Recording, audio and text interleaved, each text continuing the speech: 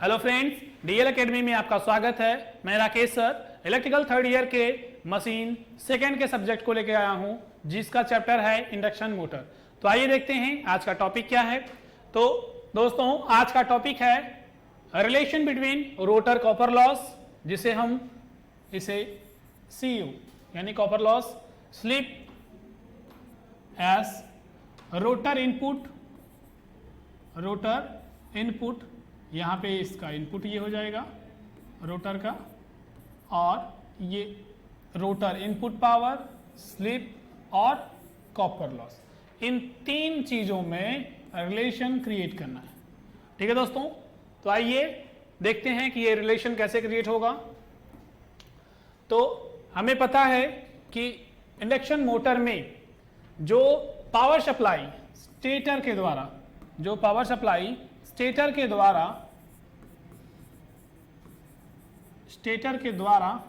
Rotor को दी जाती है।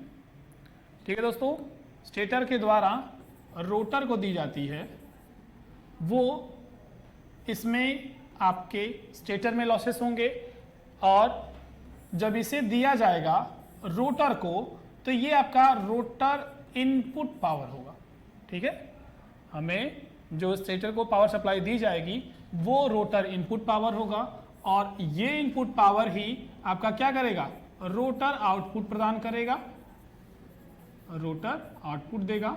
साथ ही साथ रोटर में क्या होगा, कॉपर लॉस होगा। ठीक, उसकी वाइंडिंग में स्टेटर के द्वारा जो इसका अपना खुद का लॉस रहा, इसका कॉपर लॉस उसकी वाइंडिंग में, वो तो अलग है, लेकिन इसका स्टेटर का जो आउटपुट होगा वो रोटर के लिए क्या काम करेगा, इनपुट का। ठीक है दोस्तों, रोटर के लिए इनपुट का काम करेगा, और ये इनपुट सप्लाई जो कि रोटर में मिलेगी, अब उसमें किन वर्क में आएगा, तो वो रोटर का आउटपुट देगा, यानी क्या देगा, रोटर का टार्क। ठीक है, जो कि उसके शाफ्ट पे मिलेगा, और रोटर कॉपर लॉस जो कि उसके वाइंडिंग में होगा। ठीक है दोस्तों, उसके वाइंडिंग में होगा। ये मेजर लॉसेस हैं और ये आउटपुट है आपका।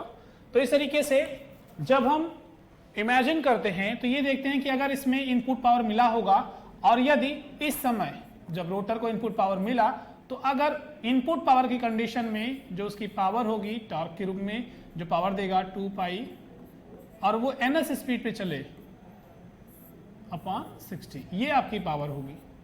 ठीक है दोस्तों, कब, जब रोटर को इनपुट पावर मिलेगी तब। लेकिन जब रोटर चलना प्रारंभ करता है तो उसकी गति क्या रहेगी, nr रहेगी। ठीक, तो इस समय में जो इसका रोटर आउटपुट पावर होगा वो क्या होगा, 2 पाई nr t अपॉन 60, और ये आपका कॉपर लॉस रहेगा। ठीक, ये चीजों को ध्यान से देख लीजिए। रोटर पे इनपुट जो पावर आएगी वो वैल्यू ये होगी पावर की। रोटर के आउटपुट पर जो पावर आएगी, जो शाफ्ट पर पावर आएगी, जिस पर nr आरपीएम पर रोटर घूमना प्रारंभ करेगा, वो nr आरपीएम पर होगा, तो इस समय ये पावर होगी, ये पावर वैल्यू है। ठीक है दोस्तों, और ये आपका कॉपर पावर लॉस होगा, ये भी वाट में होगा। ठीक है, ये सारे पावर हैं तो ये वाट में ही होंगे। ठीक है, ये पावर है। ठीक है दोस्तों, ये पावर है। ठीक, तो इस तरीके से हमारा रोटर इनपुट पावर 2 पाई ns t अपॉन 60, रोटर के 60 पर रोटर के रोटेशन की वजह से जो पावर मिलेगी वो होगा 2 पाई nr t अपॉन 60। यहाँ पे ns है, यहाँ पे nr है, क्योंकि रोटर की स्पीड क्या होती है, nr होती है, और उसमें कॉपर लॉस होगा। तो आइए एक एक करके इनका रिलेशन देखते हैं। जो आपका पहला पॉइंट इसमें है कि रोटर इनपुट पावर,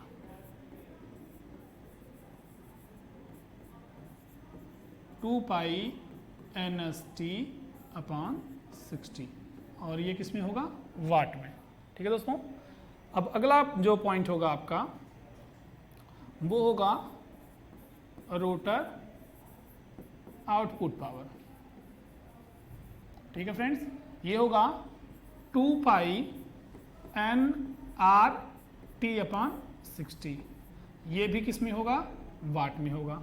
ठीक है, और आपको पता है कि रोटर इनपुट पावर में से रोटर आउटपुट पावर घटाएंगे तो आपका क्या आएगा, रोटर कॉपर लॉस।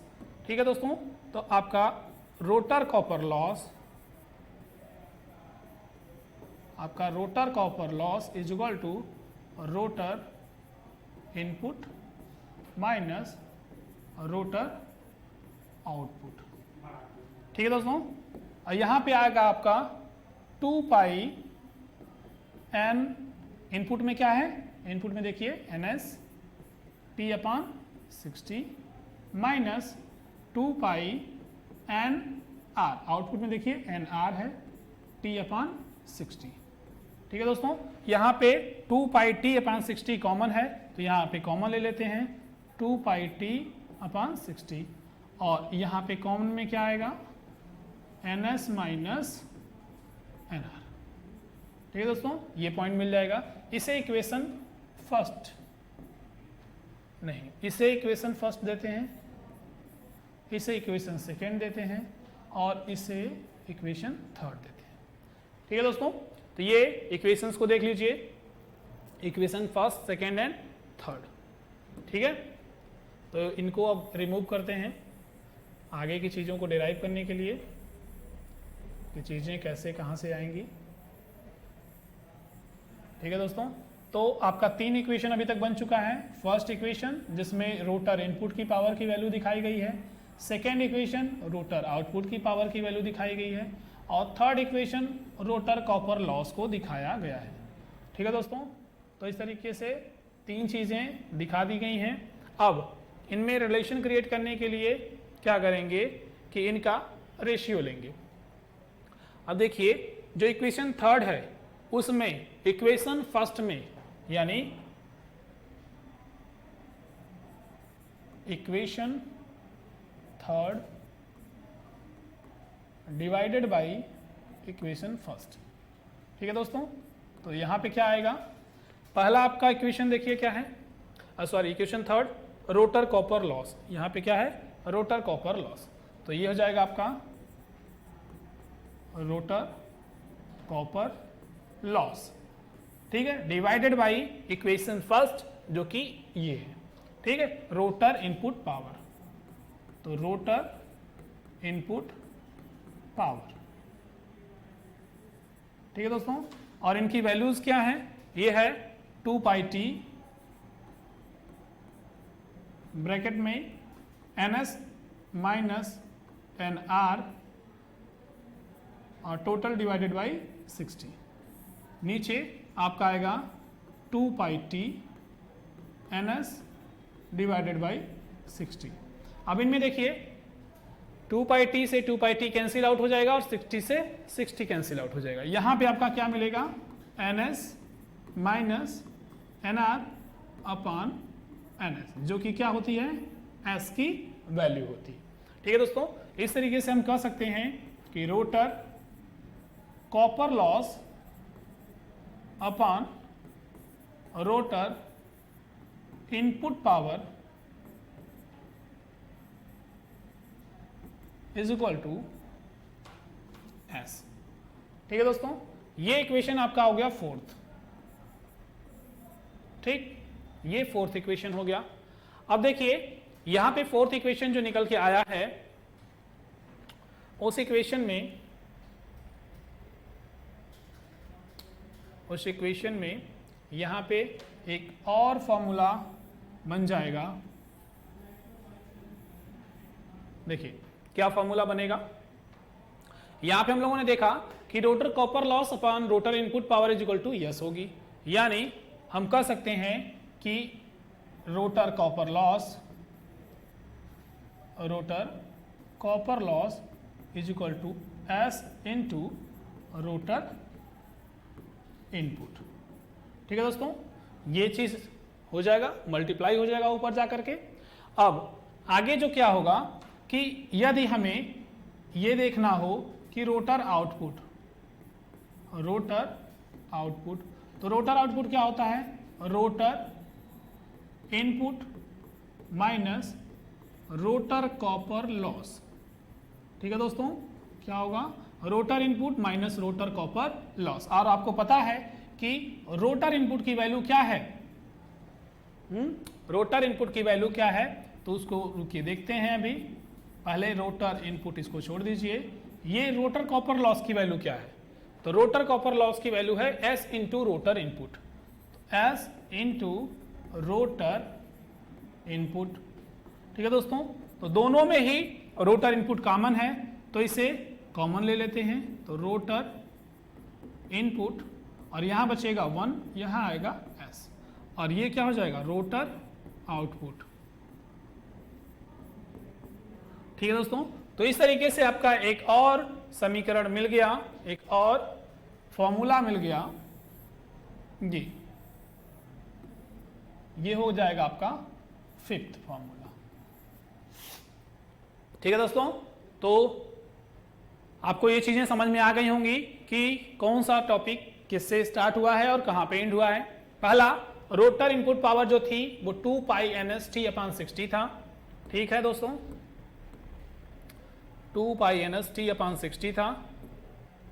और उसके बाद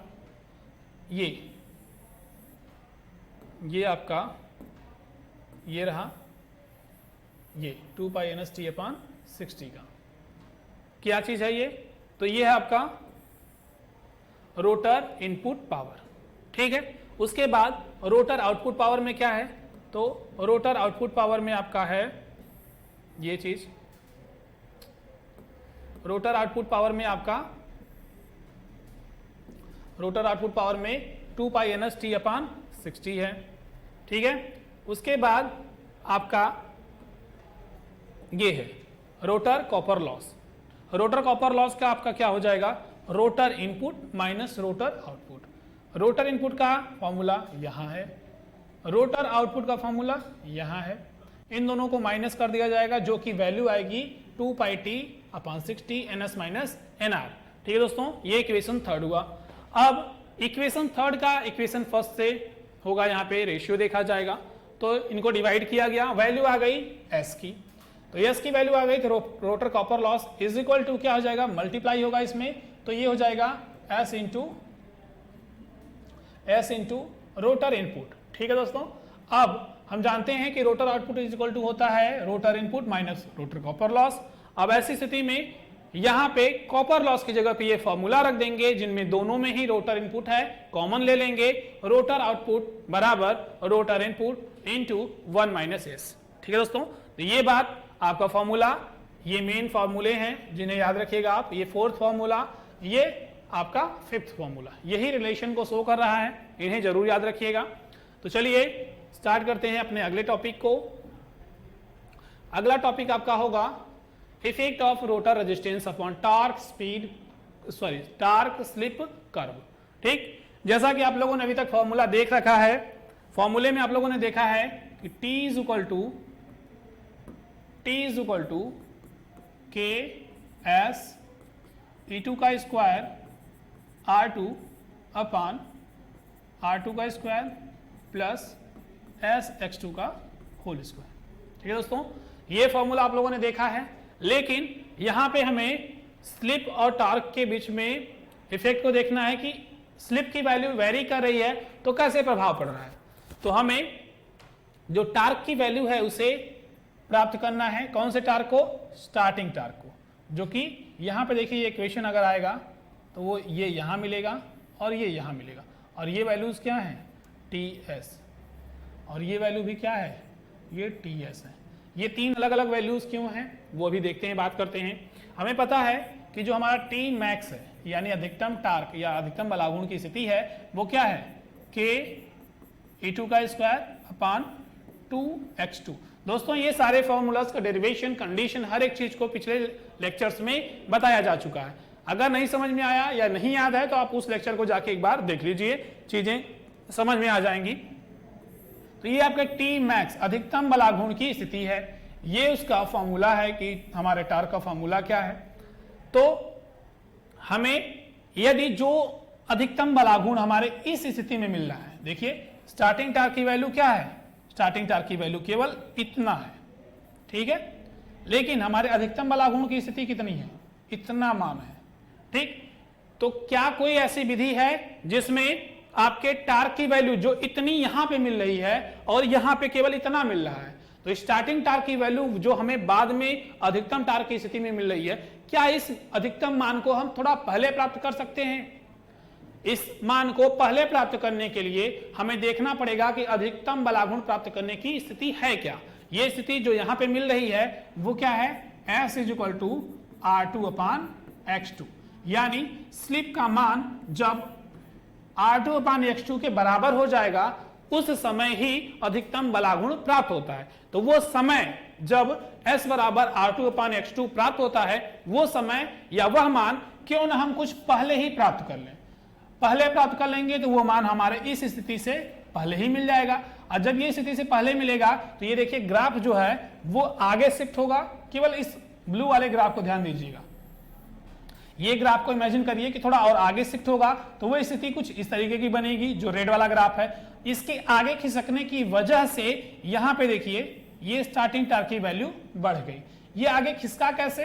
तो इस मान को पहले प्राप्त करने पे, जो मान यहां पे प्राप्त हो रहा था वो मान पहले प्राप्त हो जाएगा। और वो मान पहले प्राप्त कैसे होगा? जब इस रेजिस्टेंस की वैल्यू को, कौन सी रेजिस्टेंस को? रोटर रेजिस्टेंस की वैल्यू को बढ़ाएंगे तब। तो यहां पे मान लीजिए रेजिस्टेंस R1 है और यहां पे R2 है, तो R1 की तुलना में R2 के मान को बढ़ाया गया है।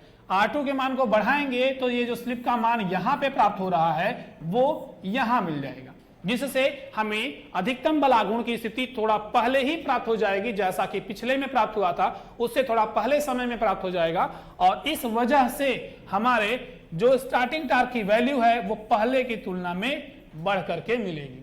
ठीक है दोस्तों, अब इस रेजिस्टेंस से भी रेजिस्टेंस का मान अगर ज्यादा किया जाए, जो कि ये R3 है, तो यही ग्राफ स्लाइड होकर के और पहले मिलेगा। ये देखिए ये कंप्लीट ग्राफ ऐसे रहता, ठीक है, जो कि यहां पे ऐसे मिल रहा था। हमने रेजिस्टेंस के मान को बढ़ाते गए और बढ़ाते गए।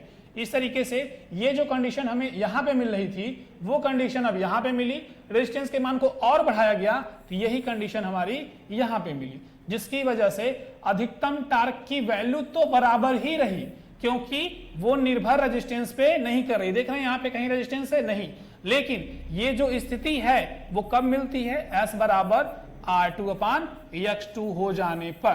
तो यदि हम R2 को बढ़ा दें तो S का मान R2/X2 के मान के बराबर हो जाएगा, तब हमें ये अधिकतम बलागुण मिलेगा। तो अगर इस स्थिति को हम पहले प्राप्त कर लेंगे तो ये ग्राफ हमारा पहले मिल जाएगा, इसकी वजह से स्टार्टिंग टार्क का मान बढ़ जाएगा।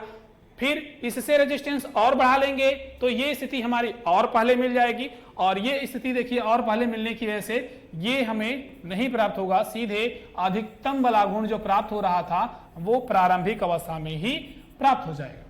तो अधिकतम बलागुण के मान में परिवर्तन नहीं हुआ। देखिए कहीं बलागुण जो अधिकतम है उससे कहीं ज्यादा मिला है नहीं, लेकिन जो अधिकतम बलागुण हमारे मोटर के प्रारंभिक अवस्था में न मिल करके मोटर के रनिंग अवस्था में बाद में मिल रहा था, वो हम S = R2/X2 के मान में परिवर्तन करके मोटर के प्रारंभिक अवस्था में ही अधिकतम बलागुण के मान को पहले ही प्राप्त कर लेंगे, जिससे यह अधिकतम बलागुण हमारे प्रारंभिक बलागुण के मान के स्थिति में प्राप्त होगा, जो हमारे मोटर के रोटर को लोड को ले जाने में फायदेमंद होगा।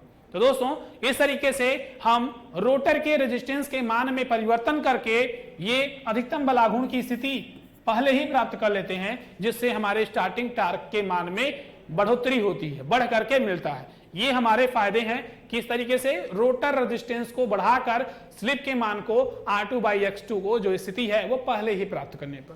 ठीक है दोस्तों, तो इस तरीके से ये हमारा टॉर्क स्लिप कर्व में ये रोटर के रेजिस्टेंस का प्रभाव दिखा, जिसे हम रोटर के रेजिस्टेंस को बढ़ाकर स्लिप के वह मान जो कि अधिकतम बलागुण प्राप्त कराता है वो स्थिति से पहले और फिर और रेजिस्टेंस बढ़ाकर और पहले प्राप्त कर लेते हैं, जिसके ये फायदे हैं कि हमें जो प्रारंभिक बलागुण कम मिलता था वो बढ़ेगा और उसके बाद और रेजिस्टेंस बढ़ाने पर वो और अपने अधिकतम मान पर प्राप्त होगा, और प्रारंभिक अवस्था में अधिकतम बलागुण मिलने पर हमारा रोटर अधिक भार को लेकर के चल सकेगा। तो दोस्तों इस तरीके से हमारा ये टॉपिक कंप्लीट हुआ। अब मिलते हैं अगले क्लास में अगले टॉपिक को लेकर के, तो मिलते हैं अगले क्लास में दोस्तों। Thank you.